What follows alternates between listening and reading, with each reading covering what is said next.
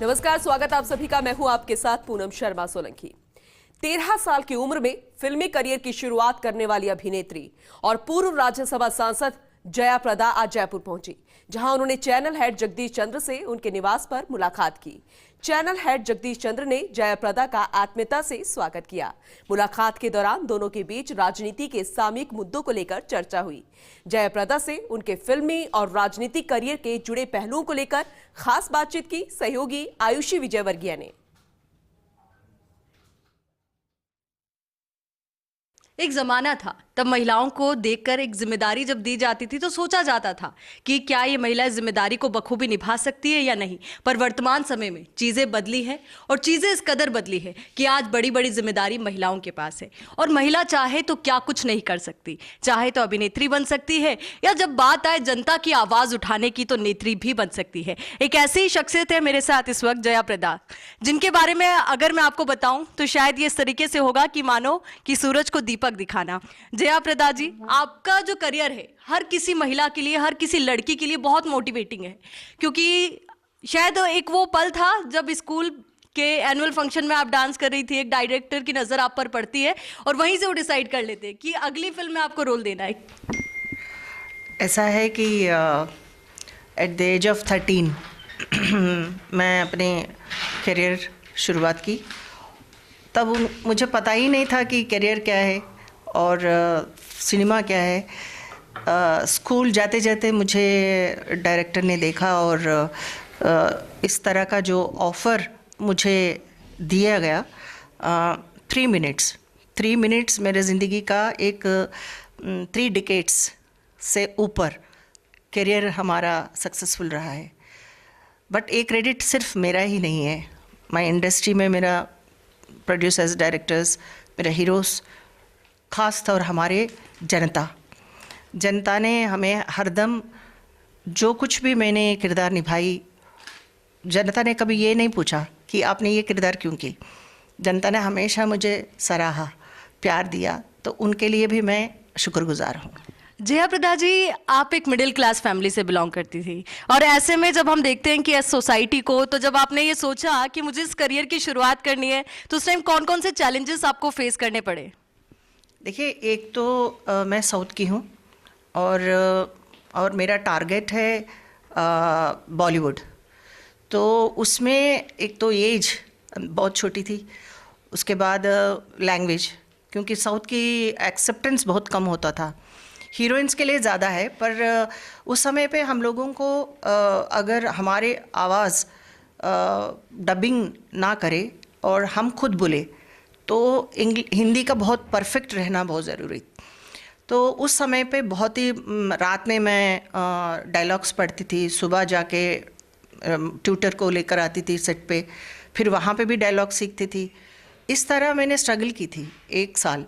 उसके बाद मैं अपने आप पर मेरे को कॉन्फिडेंस आया और उसके बाद फिर ऑफ कोर्स हीरोज़ बहुत सपोर्ट किए हैं मुझे। सबने आपको सपोर्ट भी किया क्योंकि कहीं ना कहीं वो आप ही का टैलेंट था और यही वजह कि 80s 90s में आपका नाम बहुत ज़्यादा फेमस हुआ। कैसे देखते हैं आप इसको? बहुत ही अच्छा है, बहुत ही अच्छा रहा। I feel so proud. मैं अपने आप को जिस तरह रेस्पेक्टेबली एंड फिल्मों में जो ग्लैमर को मेंटेन करते हुए कैरेक्टर्स, वो स्क्रिप्ट्स भी वैसे बनता था, तो हर घर में मुझे एक बेटी की तरह देखते थे।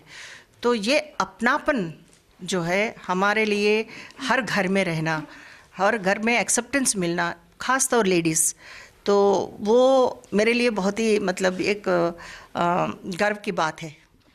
ये तो वो पल था जब आपने अपनी एक्टिंग के जरिए, अपने स्किल्स के जरिए लोगों के दिलों में जगह बनाई। पर कब आपको ऐसा लगा और वो लाइफ में वो टर्निंग पॉइंट आया जिससे आप अभिनेत्री से नेत्री बन गई, लोगों की आवाज़ आप बन गई?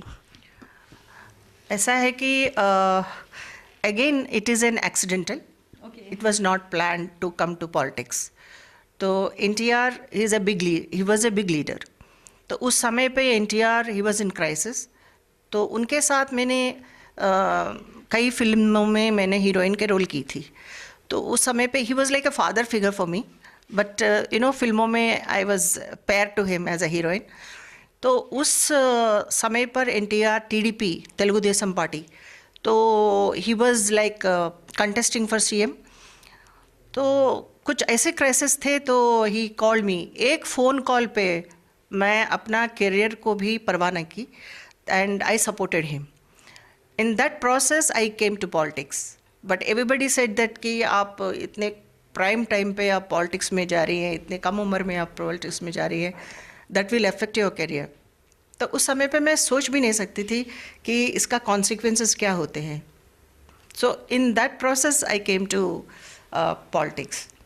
अच्छा, फिर वहाँ से उत्तर प्रदेश का सफ़र और सपा को ज्वाइन करने का सफ़र, वो कैसे आपने सोचा कि वहाँ से छोड़कर अब सपा ज्वाइन करनी है, और उसके बाद उत्तर प्रदेश की राजनीति जिसे पूरे देश की राजनीति का केंद्र माना जाता है, इतनी कम उम्र में आपने ये डिसीजन कैसे लिया?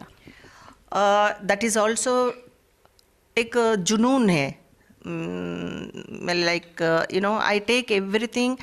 मैं मतलब ये कुआं है, कुआं में कूदने के बाद मैं सोचूंगी कि कैसे तैरना है। You no it's very wrong absolutely, but you know it's a challenge.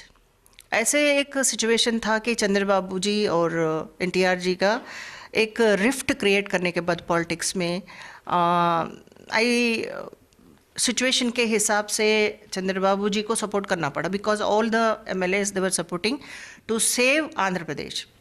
तो मुझे समझाए इस बात को, तो मुझे बहुत तकलीफ़ हुई उस वक्त। मुझे, मैं गलत कर रही हूँ, ये नहीं करना चाहिए। लेकिन अगर स्टेट के लिए, अगर कोई राष्ट्र के लिए कर रहे हैं, तो हम लोगों को इंडिविजुअल से ज़्यादा पार्टी को, या इंडिविजुअल से ज़्यादा हम लोगों को देश को या राष्ट्र को, हम लोगों को सेव करना ज़रूरी है। इन दैट प्रोसेस मैं चंद्रबाबू को मैंने सपोर्ट किया था। उसके बाद for me and Chandrababu there was a little misunderstandings. तो ये तो हर वक्त होता है, अगर पॉलिटिक्स में ये नहीं होता है तो पॉलिटिक्स ही नहीं है। राजनीति में तो यही होता है कि जब तक हम हैं उनको यूज़ करेंगे, उसके बाद प्रचार ख़त्म होता है, सीएम बन जाते हैं तो अपने आप भूल जाते हैं लोग, फिल्म इंडस्ट्री में खास तौर लोगों को। तो थोड़ा I was little upset with him, and फिर मैंने सोचा था कि सत्ता, उस समय पे एक फ़िल्म आई, वो फिल्म मैं बनाना चाहती थी। Then I requested Amar Singh ji, तो वो हंस पड़े और बोले कि आप पॉलिटिक्स करना तो सत्ता का पिक्चर क्यों बना रहे हो?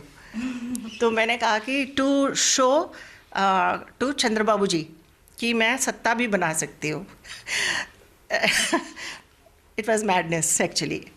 तो मैंने, फिर उन्होंने मुझे बिठा के समझाए, देखिए सत्ता ऐसा नहीं होता है, you know like politics is, this is not a politics. तो मैंने कहा था कि मैं I beg you, I plead you, I want to be in Uttar Pradesh politics, और मुलायम सिंह जी के नीचे हम काम करना चाहते हैं। And I don't want any election, I should not fight, and मुझे कोई पद नहीं चाहिए, just to prove that I am there to Chandrababu ji. This is not right actually, no the challenge very tough. मैं कहाँ की हूँ, आंध्रा की हूँ, साउथ की हूँ, भाषा different, and you know culture is different. सीधा मैं साइकिल में आ गई, दूसरी साइकिल में, और समाजवादी पार्टी में आ गई। तो साइकिल सेम है, तो मैं वहाँ से उड़ के इधर आ गई। उसके बाद पता चला कि कॉन्सिक्वेंसेस क्या होते हैं। बट मैं इतना बोलने के बाद भी, पार्टी ज्वाइन करने के बाद 3 days, after 3 days, Mulayam Singh ji रात में एक बार 10 बजे फ़ोन की थे, और उन्होंने ये कहा था कि आपको चुनाव लड़ना है। And that was a very big shock for me. तो मैंने रिक्वेस्ट किया था कि नेताजी ऐसे हैं कि मैं I am not prepared actually for the UP fight. बोले नहीं हम सब हैं, आप चलिए, और आज़म खान आपको बुला रहे हैं, और आप रामपुर चले जाइए। रामपुर कहाँ है? ये तो मुझे क्वेश्चन मार्क।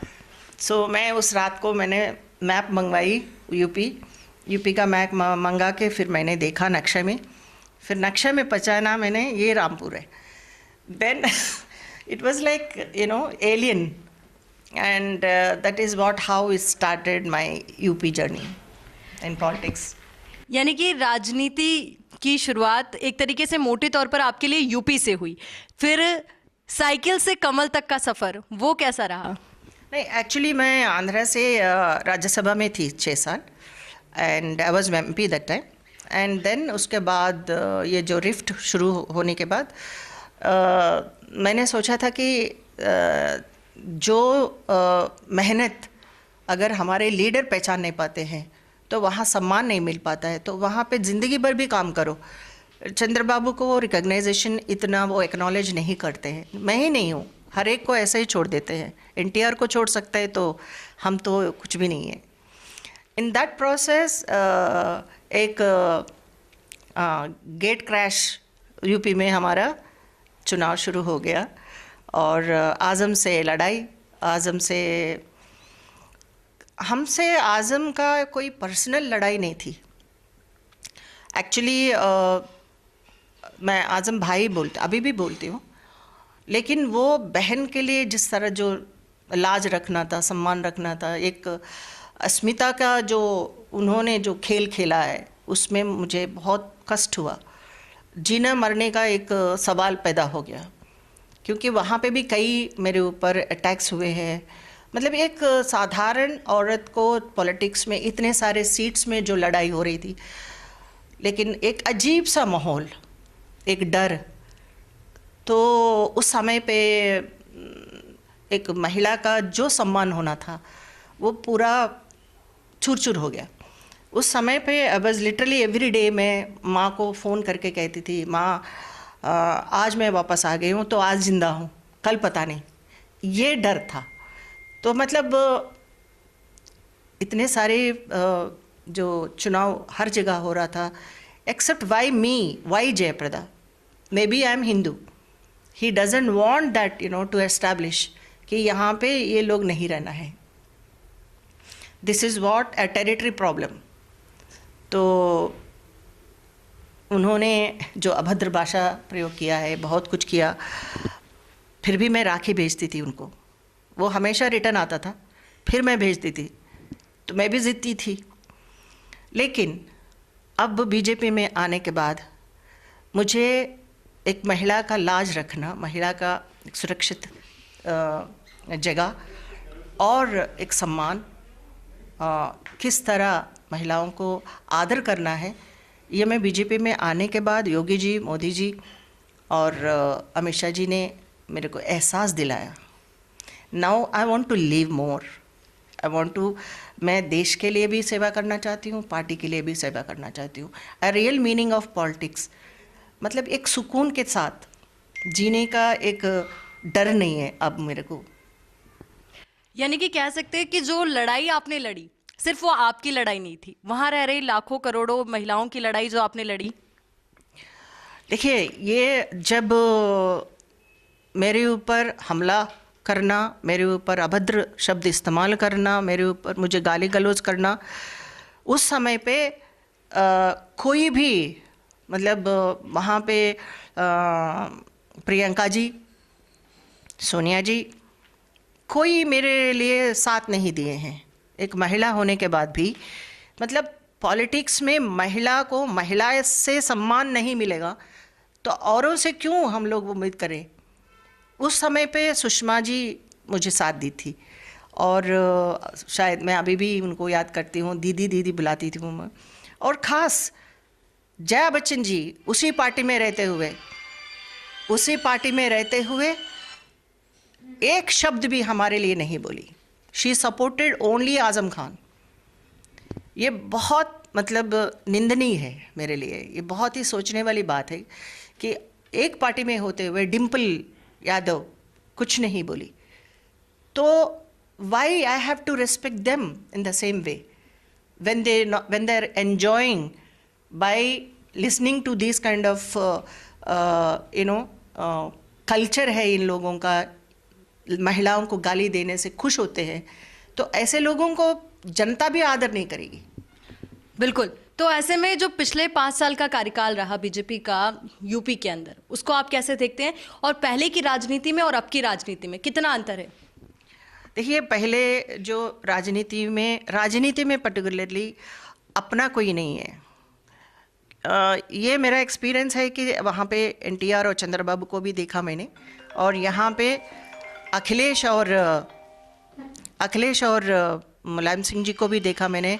नेताजी का नेताजी को अभी भी मैं सम्मान करती हूँ उनके उम्र के लिए। उन्होंने मुझे पॉलिटिक्स में यूपी में अमर सिंह जी के साथ साथ उन्होंने साथ दिया था। लेकिन जब मैं बुरे वक्त में थी, जब मुझे मेरे ऊपर हमला हो रहा था, एक महिला के लिए जो रक्षा करना मतलब एक क्या बोलते हैं, वो कॉन्फिडेंस था, वो मुझे सापा में नहीं थी। एंड वहाँ पे आप उत्तर प्रदेश में देखो तो अकेले लड़की नहीं जा सकती है। अकेले लड़की स्कूल जाती है तो वापस आने में माँ के लिए कितना तकलीफ़ होती थी और कितने डर होता था माँ बाप के लिए, एक बहुत ज़्यादा टेंशन होता था। आज वो मैं ये कह सकती हूँ कि आज